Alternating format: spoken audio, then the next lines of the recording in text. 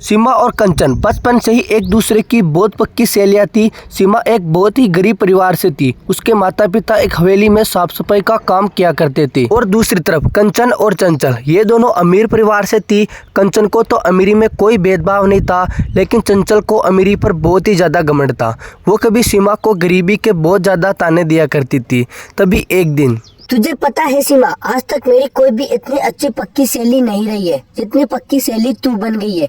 कभी कभी तो मुझे ऐसा लगता है कि तू मेरी सहेली नहीं बल्कि मेरी बहन है, क्योंकि तुमने हमेशा मुझे बहन की तरह ही प्यार किया है और मुझे भी हमेशा तेरे साथ बहन वाला एहसास हुआ है। कभी कभी तो मुझे ऐसा लगता है कि पिछले जन्म में हम दोनों जरूर सगी बहन होगी।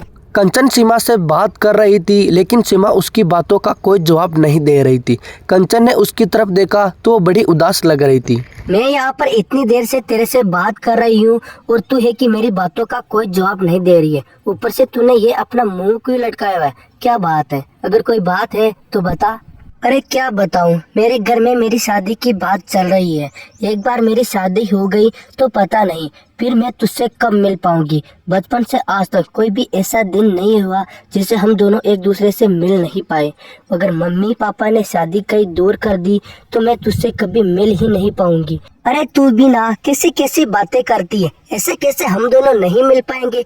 तू यहाँ से शादी करके थोड़ी दूर ही तो चली जाएगी, दूसरी दुनिया में थोड़ी ना चली जाएगी। अगर शादी के बाद मुझसे मिलने नहीं आ पाई तो क्या हुआ, मैं तुझसे मिलने के लिए आ जाऊंगी। मैं तो यही चाहती हूँ कि हम दोनों की शादी एक घर में ही हो जाए। ये मिलने की झंझट तो ना करना पड़ेगा, हम दोनों एक ही घर में बहुत ही खुश रहेंगे। ये सब बोलना बहुत आसान है, लेकिन तू भी तो जानती है कि हम दोनों की शादी एक घर में कभी नहीं हो सकती। तेरा परिवार बहुत अमीर है और जाहिर सी बात है कि तेरी शादी अमीर खानदान में ही होगी, और हम लोग चाहकर भी तुम जैसे लोगों के खानदान में शादी नहीं कर सकते। हमारी और तुम्हारी कोई बराबरी नहीं है। देखो ऐसा कुछ भी नहीं होता। तू जानती है कि मुझे इस तरह की बातें करना बिल्कुल भी पसंद नहीं है। इंसान दुनिया में सिर्फ अपने स्वभाव से अमीर और गरीब होता है, पैसों से नहीं। तू हमेशा ऐसी उल्टी बातें करके मुझे गुस्सा दिला देती है। मुझे तुझसे बात नहीं करनी है, मैं अपने घर जा रही हूँ। अगले दिन सीमा के घर पर उसके रिश्ते वाले आ जाते हैं और उस दिन मनोज नाम के लड़के से उसकी शादी तय हो जाती है। शादी के दिन वाले कंचन उसके पास आती है और भावुक होकर उसकी आंखों से आंसू आ जाते हैं। देख, तूने मुझसे वादा किया था कि तू मेरे शादी वाले के दिन नहीं रोएगी। तुझे रोता हुआ देखकर मुझे भी रोना आ जाएगा। इतनी मुश्किल से तो मैंने इतना अच्छा मेकअप किया, अगर मैं रोने लगी तो मेरा सारा मेकअप खराब हो जाएगा। अगर मेरे ससुराल वालों ने मुझे बिना मेकअप देख लिया तो मुझे यहीं छोड़कर चले जाएंगे। इधर शादी तेरी हो रही है और विदाई भी, और आंखों में आंसू मेरे आ रहे हैं। तुझे जरा सा भी शर्म नहीं है कि अपने शादी वाले दिन इस तरह से हंसकर बात कर रही है?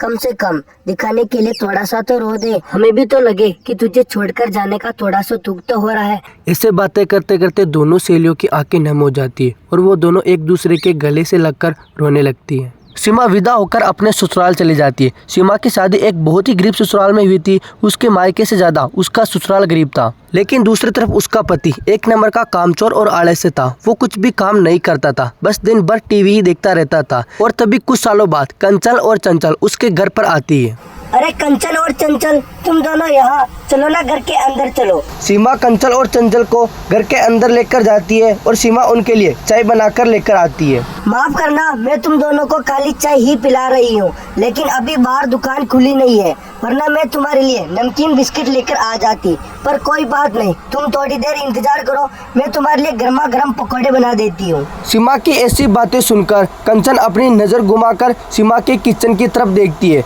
तो वहाँ पर सिर्फ खाली डिब्बे थे। उनके पास भरपेट खाने के लिए कोई राशन नहीं था। अरे नहीं यार सीमा, मैं तो तुझे चाय बनाने के लिए भी मना करने वाली थी।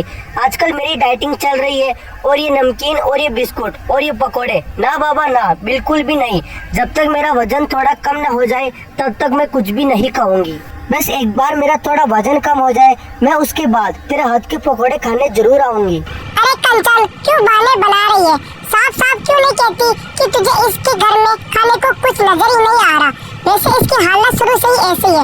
मुझे तो लगा कि शादी के बाद इसकी हालत सुधर जाएगी, पर ये तो वैसी की वैसी ही है। चंचल की ऐसी बातें सुनकर सीमा की आंखें थोड़ी नम हो जाती है। कंचन को चंचल का ऐसा व्यवहार बिल्कुल भी पसंद नहीं आता, तो वह बात को घुमाते हुए कहती है। अरे क्या तू भी कुछ भी बोलती रहती है?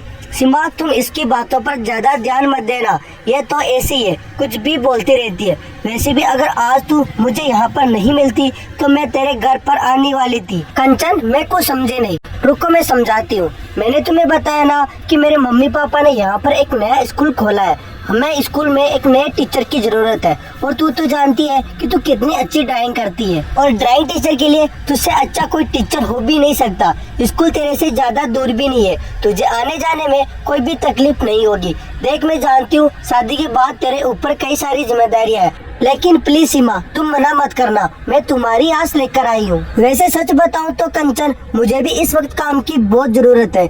मुझे पता है कि ये सब तुम मेरी मदद करने के लिए ही कर रही हो। तुझे जैसा लगता है अब वो तेरी मर्जी। अब मैं चलती हूँ, अब मैं चली स्कूल देखने, तुझे भी मेरे साथ चलना है।